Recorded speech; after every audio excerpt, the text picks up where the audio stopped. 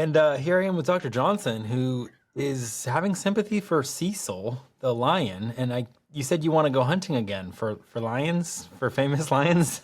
I have to say that dentist, that dentist had. I feel bad for his scenario when you listen to both sides. That he thought that like he was cleared to do it, but at first I just thought, how dumb is that? I mean, so Didn't he get yeah. in trouble again though? Like I feel like Oh, I hope not. But I hope you're wrong. But you know what? I mean, like, if so, shame on him. I think years later he made the news again because of some hunting extravaganza, and it wasn't a lion this time, but it was like seriously. I just remember he was up north somewhere, and he got tons of oppressive backlash from killing Cecil, and Right. the, Well, the because he's from people. Minnesota, I think. Yeah, it was something up north, and I Yeah. don't think he was able to practice ever again. So I don't know whatever happened to him, but that's the Changed his name. Who knows? Obviously not. But yeah, I mean that. What a shame. Like we were actually at my office just talking about that the last week. How like someone was shooting elephants. And listen, to each their own, right? But I just thought, man, if you're out there feeling like a champion because you can hit a barn-sized animal, it's just like But then like someone was saying, well, it's actually kind of difficult, and I'm like, no, it's not. It might take a high powered weapon, and it might take some precision in knowing where to shoot the dumb thing in the heart. But how many elephants do we have that we should be shooting elephants? Like uh, and this is totally personal preference, right? And quite a hot button topic. But to me, I just go, listen, if you're shooting field mice out in the Dakotas and ground squirrels and stuff like that, and prairie dogs because of overpopulation, and you can justify it, but that you're protecting the cattle and the horses from breaking the legs. I just go, you know what? I'm pro horse. I'm pro cattle. Like I don't want them breaking their legs. You got to put them down. Take out the little prairie dogs, because there's millions of them and they'll overpopulate again. So I'm okay with that and hunting, but the whole, it's like, don't we just have like a few lions? Should we be shooting lions? Don't we have video games for that? Like, and isn't that weird too? I mean, Okay, so so I have this weird fantasy, and I think it's because growing up as a kid in New Hampshire, I was afraid of grizzly bears. Don't ask me why, but if I somehow slept over someone's house or we were camping in the backyard and I thought there was a grizzly bear around, like even though I was in like a suburban neighborhood, I would sure, somehow get someone else that we were with to mauled. be afraid so we could go Yeah. inside because I was terrified. So I have this weird fantasy that somehow I want to go grizzly hunting. And I think I just need some good marksmen to be with me so I'm not alone. So maybe that's something that in the next 5 years, Chad, we can go to Alaska and go grizzly hunting. Yeah. I mean, like, and I don't know what the tag system is on that in the Yukon and all that jazz. We should check into that because, yeah, I'd be all right with it. Here's a question: New Hampshire, which part? Southern New Hampshire, so just north of Nashua, Merrimack. Got it. Okay. Yeah, I've almost forgot that. It's almost like every other time that we talk, I go, "Oh yeah, New Hampshire. You're not just an Arizona kid. You're an No, Arizona. I You're an didn't grow up Arizona there. adult, right? Got it. Who knew?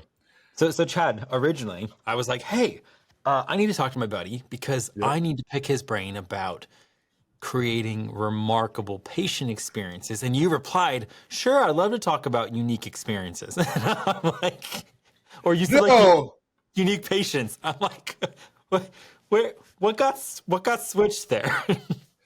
no. Number one, I'm finding out that I think I'm mildly dyslexic. And I don't read things the best. I think I read what I want to read. Um, and I, This it's isn't an endangered lion. It says it's a dangerous lion that's free to kill. right. Maybe. Like I think that it's problematic enough that it gets me into trouble, but not often enough that it ever popped up in school. And like, so I what I noticed was like, I heard that Jay Leno was dyslexic, And I was like, oh, that's interesting because he's, got a great job, and he's made it and all this. And then I found, like, they were talking about there's a lot of dyslexic people who have made it because they've overcome their stuff, and they're like, and here's the stuff that they overcome when they're reading and stuff like that. And they're like, they typically don't like reading. I'm like, yeah, that's me. And they're like, and when they're reading out loud, they get stuff, and I'm just like, yeah. And I get caught in emails. People will be like, I don't think you saw what I wrote. And I'm like, oh no, I thought I did. What's weird is written is my love language. Like I don't like people calling, which is weird because you think dyslexics would want to do the phone call thing, right? No, the auditory I think is harder to track with.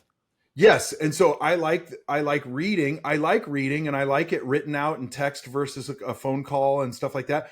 But then like I still get it mixed up. And so you caught me with my pants down. Yeah. So what was I supposed to understand again? Well, let me just look back. I don't know if did I text you or did I? Let's see. I think so. Um, no, it must have been an email because I'm not seeing it in our text. No, it was something about. So I was saying I'd love to pick your brain about what it means to create remarkable patient experiences. And you said something about like, oh yeah, I'd love to talk about like, unique patient experiences or something like that. Like almost like the patients that are really interesting that like have had. So it just seemed like Good.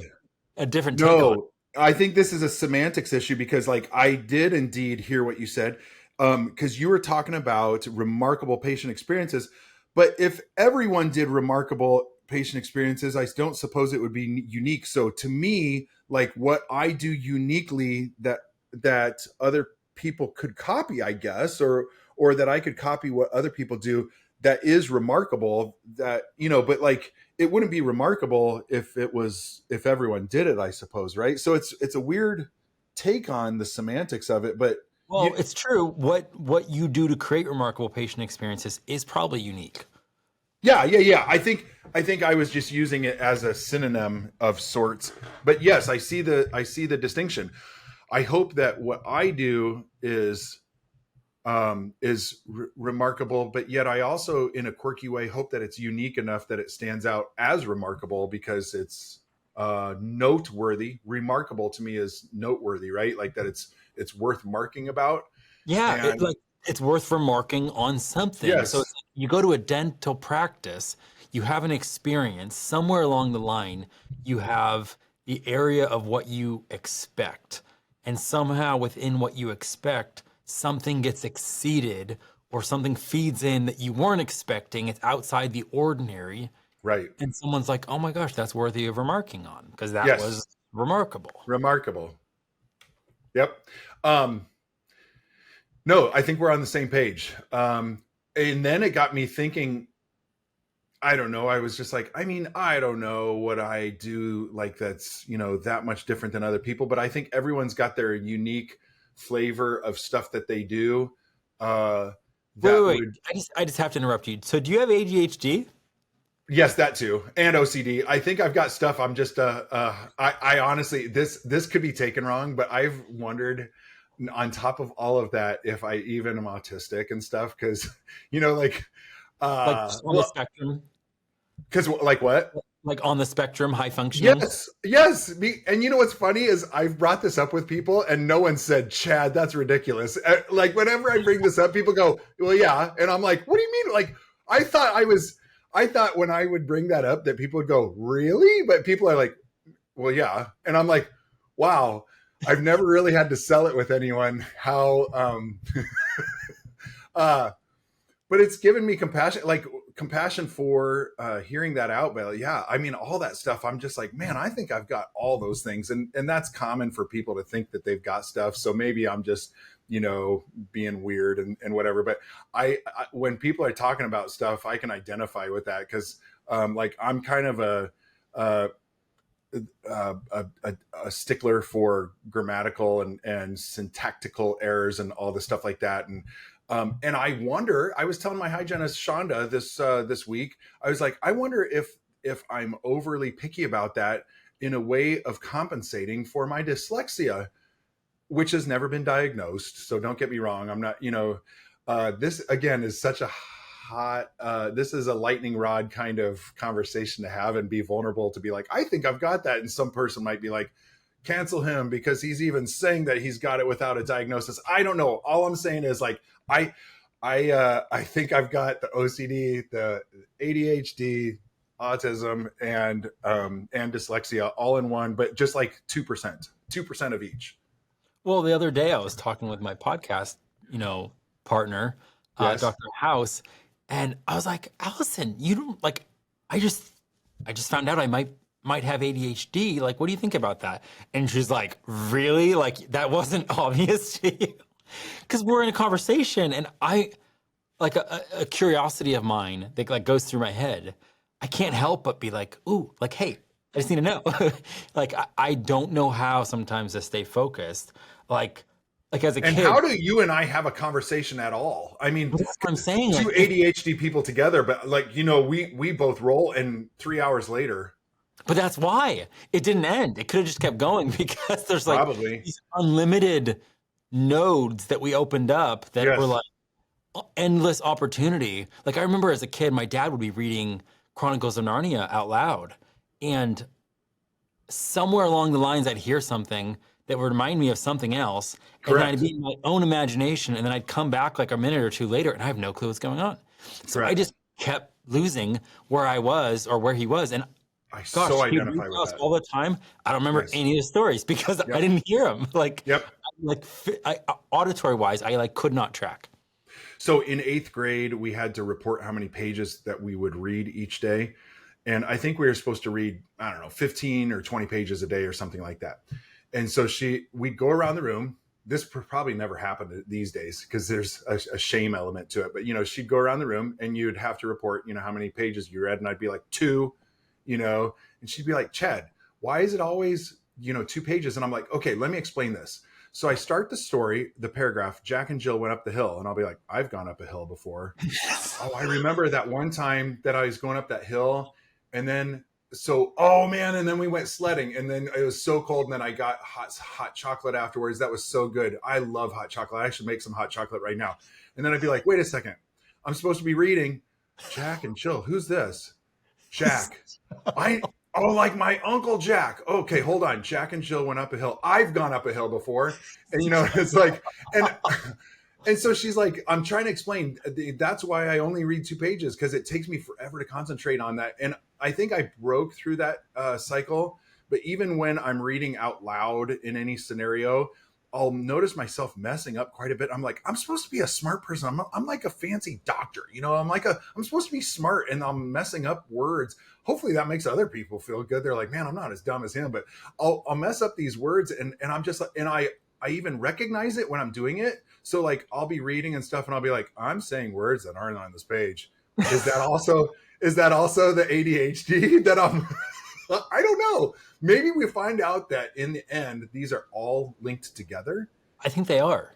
Yes. And was my aversion to reading what happened after they went up the hill because I was dyslexic to some degree and I was having, but whenever I read about, like I didn't try and claim dyslexia per se, but anytime that I heard some, arguments about, well, this is what dyslexia, I'm like, oh, well, yeah. I mean, that makes sense. So I totally get what you're saying. And I almost think that going down rabbit trails are the spice of life. So when people are like, stay on topic, I'm like, why? Why would you just go down the highway and never look to the left or right? Like the beauty of it is when you can get off on an exit, stop and get gas, get yourself some potato chips, and then get back on the on ramp and then continue on. Like that is the fun of it, to be like, wait a second, let's get off on this exit, go down and see that, monument that's a half a mile off the road. And it's that those tangents or those rabbit trails, I don't have any problem going down those and going back because that to me is more fun and engaging to you and me than it is for those that are like, man, you're not on point. Speaking of on point, patient experiences. Here we are. Yeah. So I'm imagining you have a liberation to show up as yourself in the practice, but I'm guessing Yeah. that has I don't know, that freedom and autonomy has only gotten stronger with time, but I'm guessing it didn't exactly start that way, or did you kind of have a above normal kind of propensity to just simply be yourself and trust that was a good strategy? Yes, it was take it or leave it, love it or leave it. Here I am. And I was in undergrad working for a periodontist in Iowa City, and Ann Romanowski. She would, one time she said to me, she said, Chad, at first when you started working here, I don't think like that you were, um, like your personality is loud and very extroverted and over the top, and um, I don't know, the interpersonal. It might be aloof to reading the room and people and stuff like that. And but then she said, but then I've realized I think you won't have to change because she said, I have a classmate of mine who was just like you and in Cedar Rapids, Iowa, and he's doing just fine. And I think like you attract certain kinds of people and other people, like some people might be like, oh, I don't like going to her because she's too shy. And someone else goes, I love going to her because she's such a good listener. Yeah, and Mm, it's two sides to the same coin, right? And then yep. someone might be like, that Chad, he's just talking and and I can't stand it. And someone else might be like, I just love how Chad goes on rants about Hawaii and everything, and so I think we attract. So when she said that, I think it gave me freedom in one sense. She was just like, at first I didn't know if this would work, but when I thought about it more, I think that you'll find your own way to make it work. And so I was like, okay, so that's what I did. I just um I think over the years I've become more mindful of not trying to make it the Chad show, so I don't go into an interaction with a new patient or any recare patient or anything like that trying to say, hey, want to know something I'm thinking about.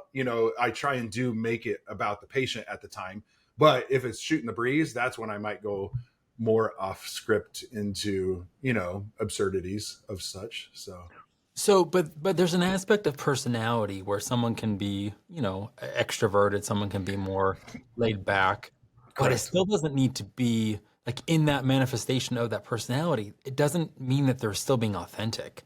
Like you can Mm, be calculated, you can be closed, you can be slightly intentional, of course. or even slightly, I don't want to say manipulative, while still being true to your personality, but really not letting people have, or not having the courage to let people still see you.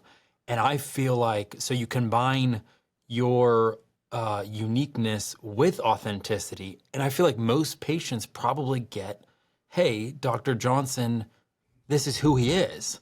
Right. The quirky bundle of uniqueness that he is, Yes. at least it's him. Yes. And I feel like that at least lends itself to like emotional presence and emotional availability, where people are like, you know, like you or not, they at least know you're being you, and there's something to respect about that.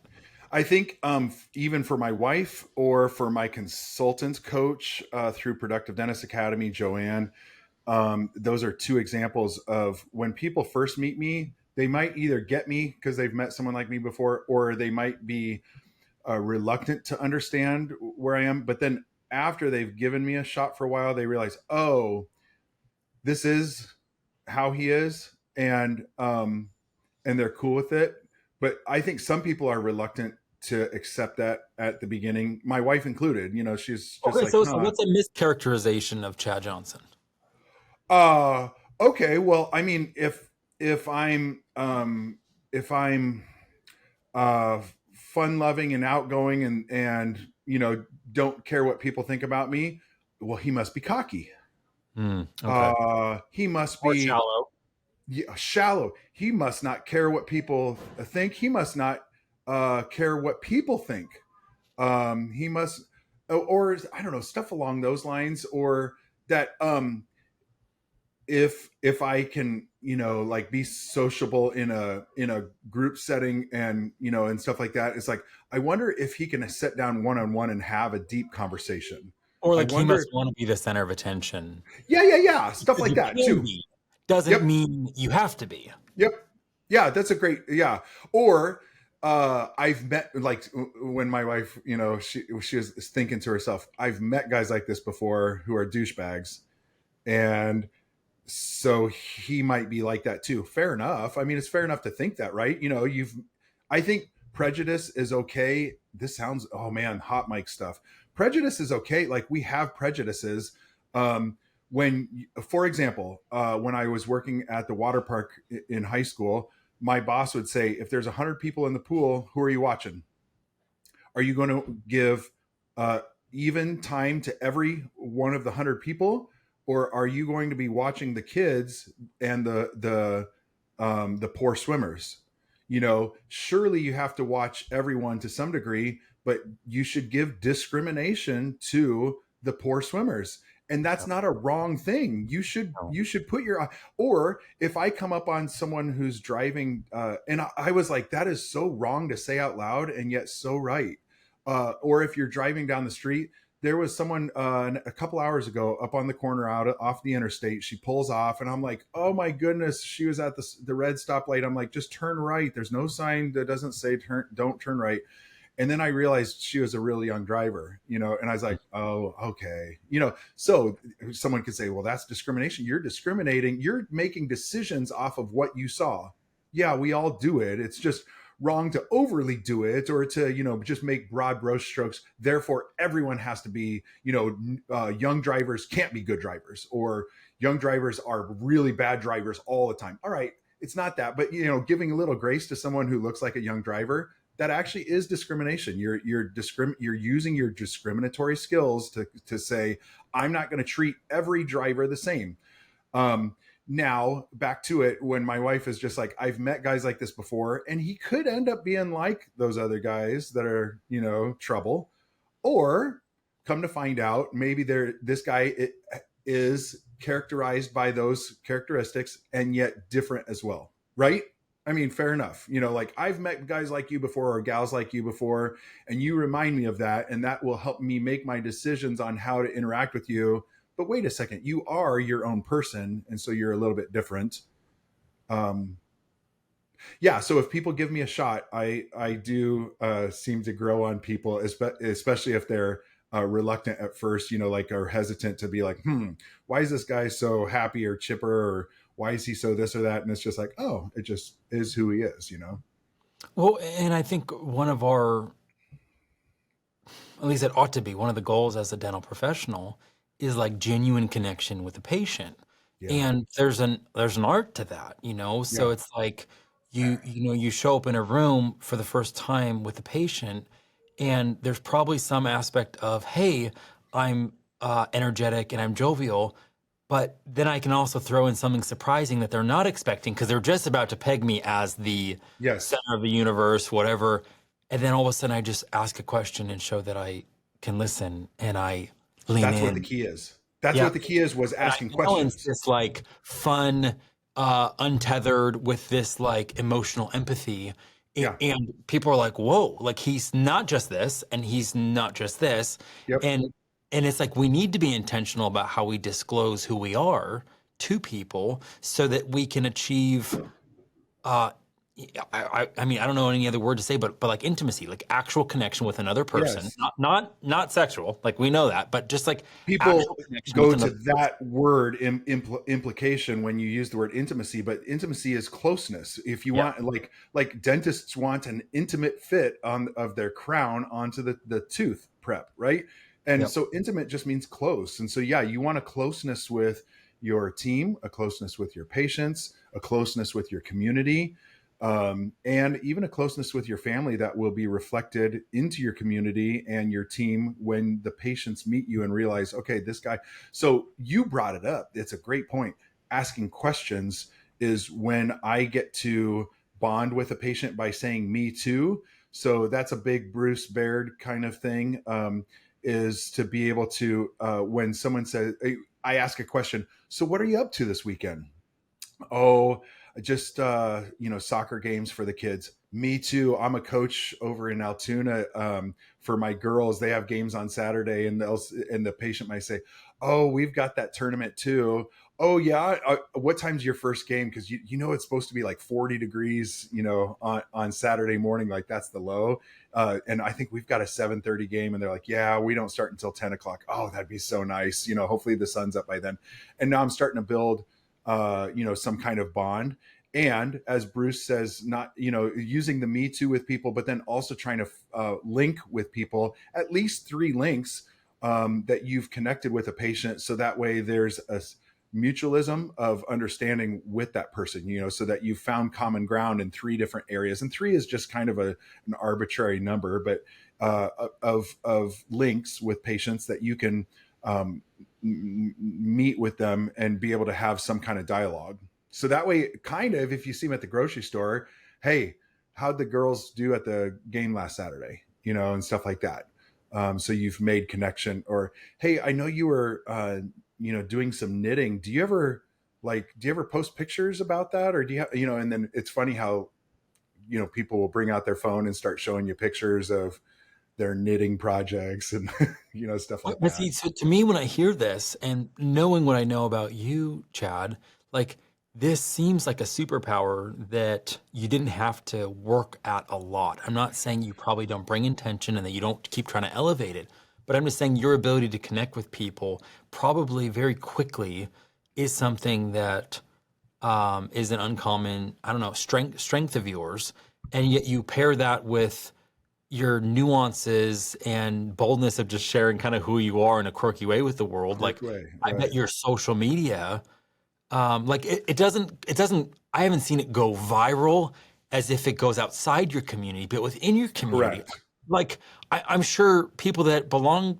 to your practice are like, that's my dentist. Like Yes. that's who he is. Like, Yep. so to me, I try to convince dentists that their best strategy for success is owning who they are in a unique who they are that's unique. That's their Well, that'll greatest. make them stand out. If they're trying to be blandy blend, I see a lot of people just blandy blend, and that you're going to get the same results that everyone else is getting. Then, I mean, if every store looks like every store, and then finally some company uses bold pink and Care Bear font, and stuff like that, it's just like it stands out because like What's he talking about? it's kind of that it's kind of the purple spotted cow idea where it's just like most cows have a certain pattern, and then all of a sudden there's this one cow that's purple zebra stripes, and it's like, wait a second, that's going to stand out. Standing out is not necessarily a problem. It can be, I suppose, but by and large, I've said now for a few years, it's like I like zigging when others are zagging. And most of the time people are trying to push how vanilla their office is. We do that, and it's just like, man, that's okay. Because there's safety in blandness. So, if you're a Gimmicks, fish, right? Everyone else is yeah, doing it. Let's just do it as well, well. yeah. And, I'm just talking about the whole big picture of, if you're a fish swimming with the school of fish, there's a reason why it protects you. Like, it's okay if that's what you're looking for protection. But, so you don't need to stand out in everything, but standing out is a great strategy, and not for the sake of being silly, but when everyone else is trying to be so professional, it's kind of nice to be like, that guy is comfortable enough with himself that he doesn't have to act like he's stuffy. Yeah. That's kind of what I'm aiming for. So I don't mind. Here's an example, Sean. I don't know if you saw these, but on Facebook, I had an ad pop up for Lederhosen. Have I told you about this yet? Well, so my wife lived in Switzerland for 6 or 7 years. So like German, Austrian, Swiss, Oh yeah, that I showed her probably the two or video. three clip of the videos because I couldn't handle it. You're a very big man, Chad, and Right. you have very muscular legs, and here you are in these what lederhosens or whatever however they're pronounced. Correct. Um, it was just it brought so much joy to me to see Good. you representing those. Like that literally just made my day. Yeah. So I have this ad pops up for Lederhosen for the listeners' sake. I mean, I'm glad you've seen it, so you get the context. Uh, these Lederhosen ads pop up, and I thought, what in the world makes Facebook think that I'm interested in Lederhosen? I because I got thinking, Facebook actually was listening the day before. I was talking to someone about the Oppenheimer movie and the Barbie movie, that those two were coming out, and so I used the word Oppenheimer a couple times, and the phone I think thought, hey, that's a German word, we should send him some Lederhosen, because I thought, how else in the world did Facebook think that I'm interested in Lederhosen? It was the weirdest thing, like in July for Lederhosen to pop up. I'm like, what? So then I get thinking, why would they think that I'm dumb enough to buy Lederhosen? I'm not even, I don't think I'm German. Like this doesn't make sense to me. Why would I, why that I've would be only seen them on inappropriate greeting cards. correct. And so I thought, that is so ridiculous. And when I said that, I was like, now I need them. Okay. I just went from why in the world would I buy those to yes, I need them, and they're in my closet here at the house. And I thought, you know Leather? what? What's that? Are they leather? Yes, they're authentic Lederhosen. And now that I've said it a few times in front of my phone here, it's probably going to pop up more ads. But yeah, and so German, I had to look this up. Leder is German for leather, so they're leather pants, Lederhosen, and so leather pants, and so yeah, they're green stained leather pants, well, shorts. You saw they're ridiculous, and so I wore them into my to my office, and Did the just staff know? Like, did you give any warning? no, nope. And so I just came out of the office, and with my phone on me, started recording just people's reaction, and you can see they're like, what are you doing? And just, why? Here's why. Here's why my marketing buddy and I, my marketing person in-house, Dean, he, shout out to Dean Stevenson. He is we go and we talk about, one of the things that we try and do is, number one reason why patients, they're afraid of going to the dentist. Mhm.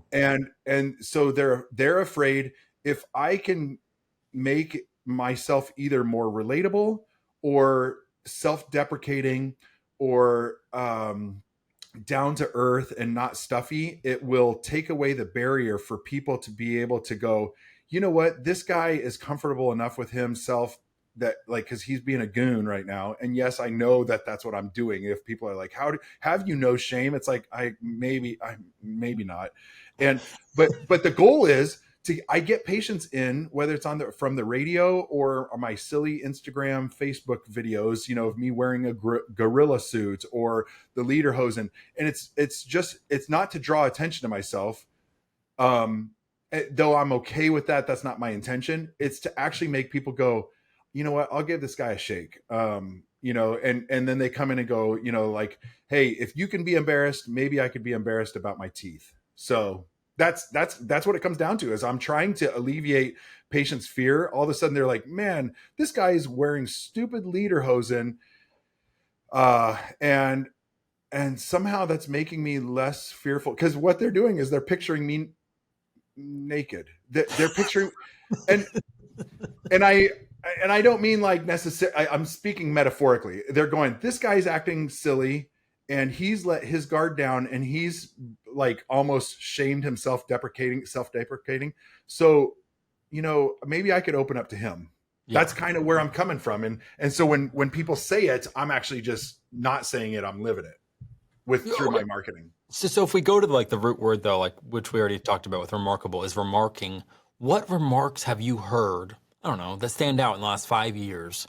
Like, do you get actual patients saying things? Do you get them writing reviews? Do you get them writing thank you cards?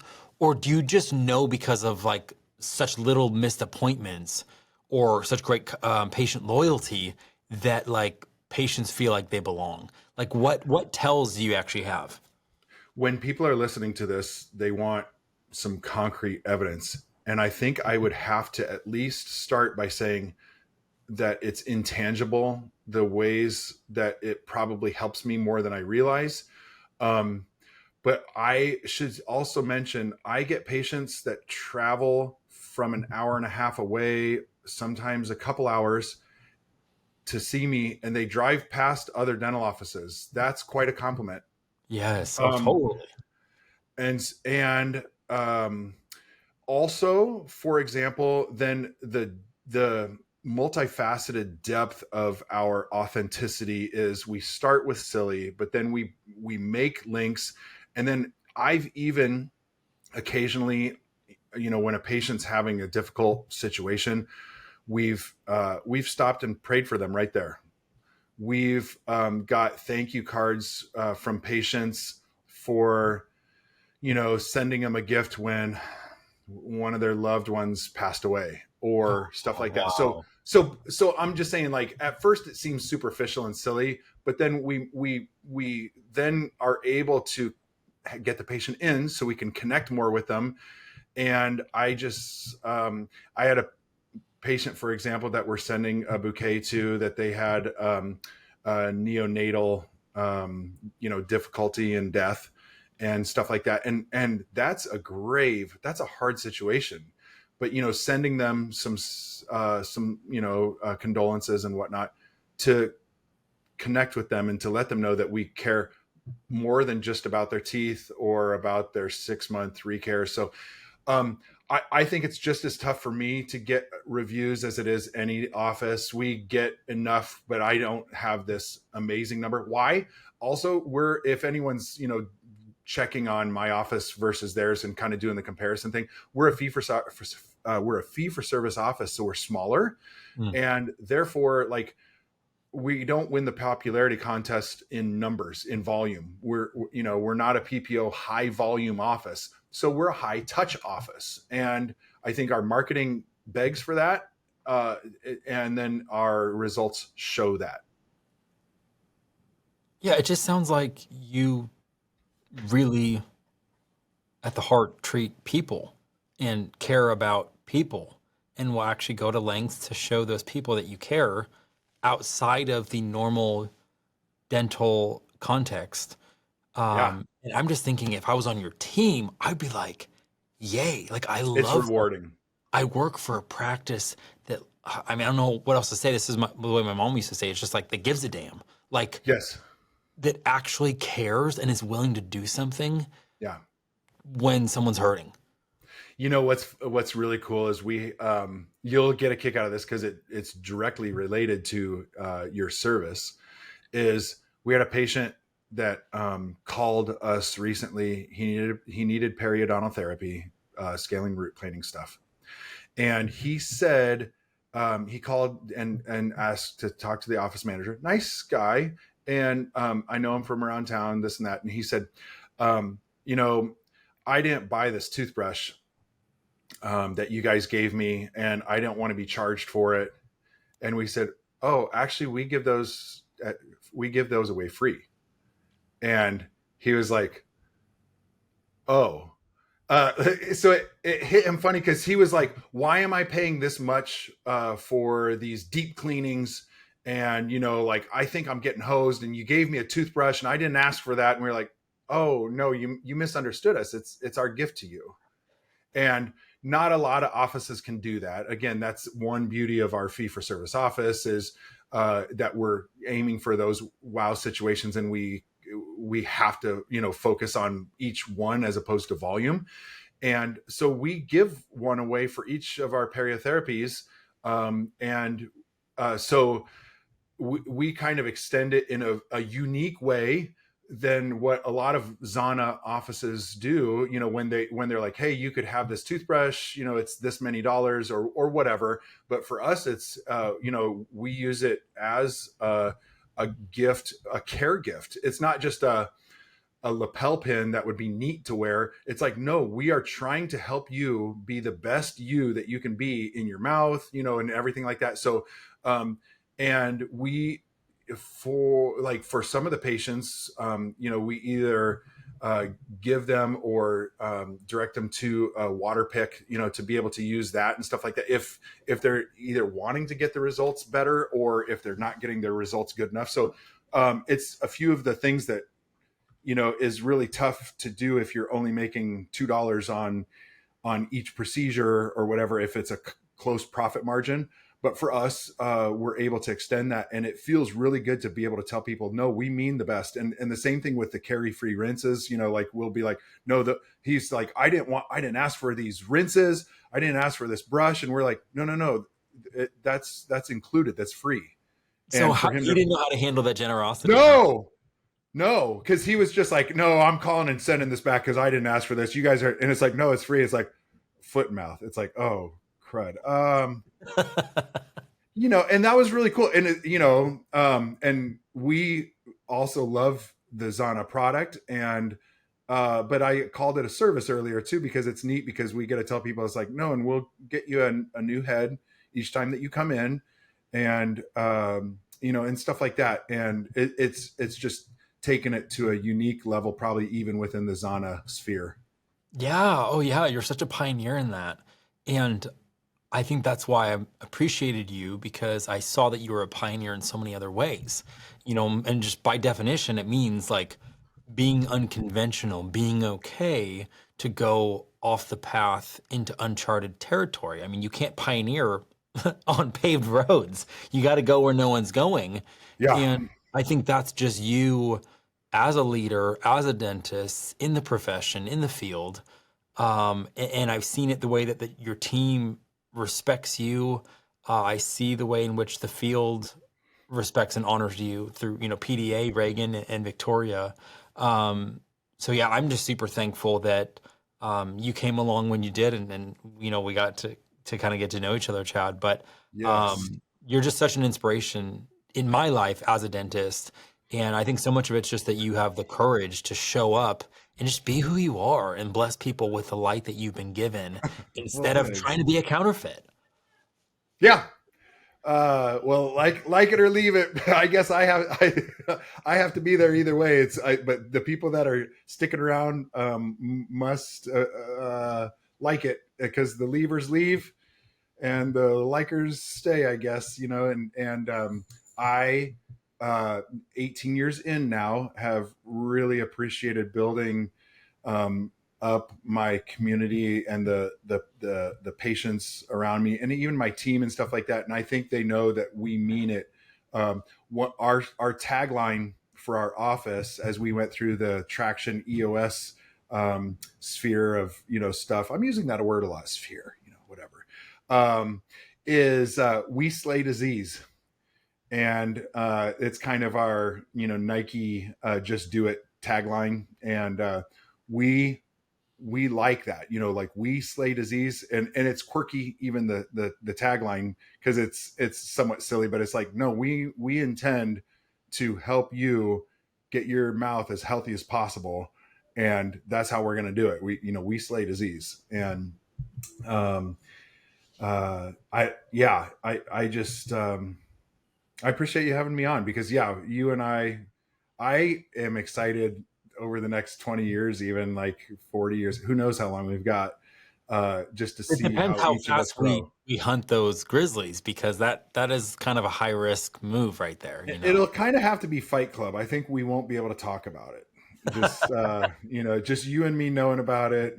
And but honestly, you know what else is interesting? The flip side of this whole conversation, I don't share as much on Facebook anymore. It used to be more fun and congenial and lighthearted and stuff like that. And the fun of it is almost gone, where, like the last vacation, well, I don't know how many vacations that I got. I don't even post pictures. I'm tired of people that aren't happy for you. And I know that there are always people that are happy for you. And I wish that you could only have people that are happy for you. But then I also don't want to, get flack from, this and that. So I just don't even share. And that's a personal decision. Other people want to post away, but I've just, like, I get tired of the remarks, from patients or people around me. It's just like, oh, I see you went here. And it's just, it's like, oh, after a while, it's like, that gets tiring. So I don't even post about it.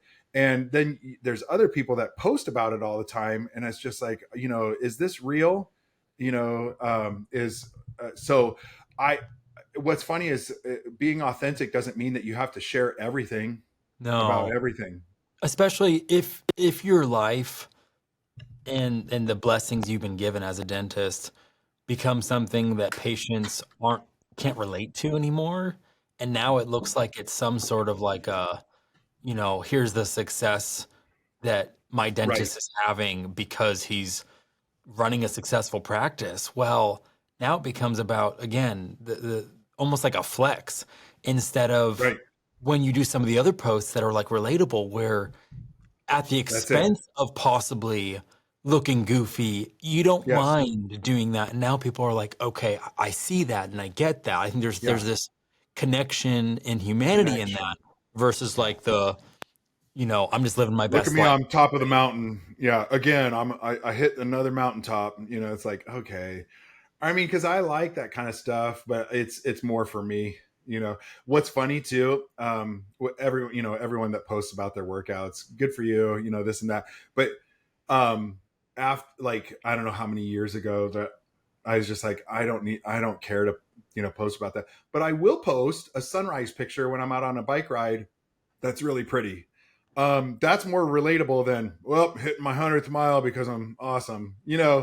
So, but the fact is, I might be on my 100th mile. I'm just not gonna, I'm not, the term. I'm not gonna flex on that and make a big, scene about that. But the sunrise, I can't believe how many likes that I get on that. Because it's relatable. People go, oh, they're not jealous of me. They're jealous of missing it.